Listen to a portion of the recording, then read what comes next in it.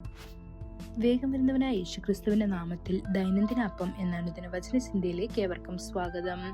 ഇന്ന് അവൻ ദാവീദിനെ പോലെ ആയിരിക്കും എന്ന വിഷയത്തെ ആസ്പദമാക്കി ചില കാര്യങ്ങൾ നമുക്ക് ചിന്തിക്കാം. അതിനാധാരമായ ഒരു വാക്യം വായിക്കാം. സെഖര്യാവ് 12-ാം അധ്യായം 8-ാം വാക്യം.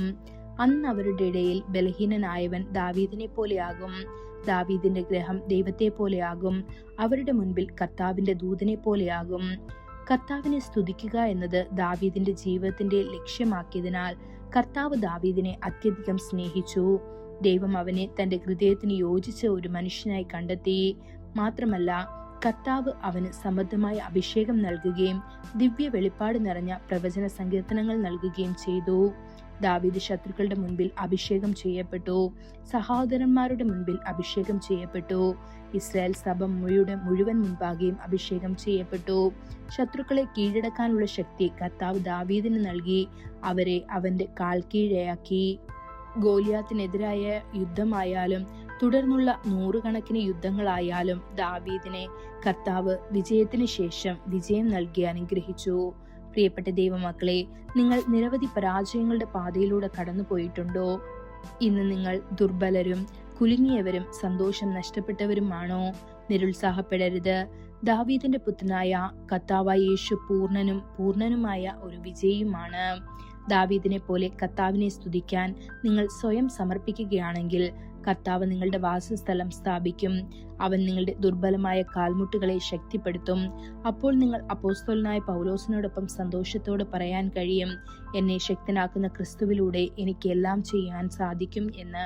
ഇത് ഫിലിപ്പിയർ 4-ാം അധ്യായം 13-ാം വാക്യത്തിൽ കാണപ്പെടുന്നു. നിങ്ങളുടെ വാസസ്ഥലം ദാവീദിന്റെ കൂടാരം പോലെയാകട്ടെ. അപ്പോൾ ദൈവത്തിന്റെ സാന്നിധ്യം അവിടെ വസിക്കും. ദൈവത്തിന്റെ മഹത്വം അവിടെ വസിക്കും. സന്തോഷകരമായ ഗാനങ്ങളും നൃത്തങ്ങളും ഉണ്ടാകും. കർത്താവിനെ സ്നേഹിക്കുന്നവർക്ക് അവൻ എല്ലാം നന്മയ്ക്കായി ഒരുമിച്ച് പ്രവർത്തിക്കും. നിങ്ങൾ ശക്തരാകും.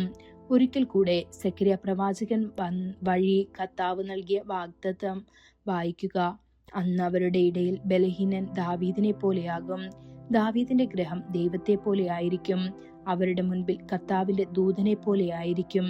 ഇത് സെഖര്യാവ് 12-ാം അധ്യായം 8-ാം വാക്യത്തിൽ കാണപ്പെടുന്നു. പഴയ നിയമത്തിലെ വിശുദ്ധന്മാരെ കുറിച്ച് നാം വായിക്കുന്നു. വിശ്വാസത്താൽ അവർ രാജ്യങ്ങളെ കീഴടക്കി, നീതി പ്രവർത്തിച്ചു, വാഗ്ദാനങ്ങൾ പ്രാപിച്ചു, സിംഹങ്ങളുടെ വായടച്ചു, തീയുടെ ബലം കെടുത്തി, വാളിന്റെ വായ്ത്തലയിൽ നിന്ന് രക്ഷപ്പെട്ടു, ബലഹീനതയിൽ ശക്തി പ്രാപിച്ചു, യുദ്ധത്തിൽ വീരന്മാരായി തീർന്നു, അന്യന്മാരുടെ സൈന്യങ്ങളെ ഓടിച്ചു. ഇത് എബ്രായർ 11-ാം അധ്യായം 33-34 വാക്യങ്ങളിൽ കാണപ്പെടുന്നു. പ്രിയ ദൈവമക്കളെ, നിങ്ങൾ വീണ്ടും വീണ്ടും കർത്താവിനെ സ്തുതിക്കുമ്പോൾ നിങ്ങളും ശക്തരാകുമാറാകട്ടെ. ഈ വചനങ്ങളാൽ ദൈവം നമ്മെ ഓരോരുത്തരെയും അനുഗ്രഹിക്കുമാറാകട്ടെ. കൂടുതൽ ധ്യാനത്തിനുള്ള വാക്യം സങ്കീർത്തനം 27-ാം അധ്യായം 1-ാം വാക്യം. യഹോവ എന്റെ വെളിച്ചവും എന്റെ രക്ഷയുമാകുന്നു, ഞാൻ ആരെ ഭയപ്പെടും?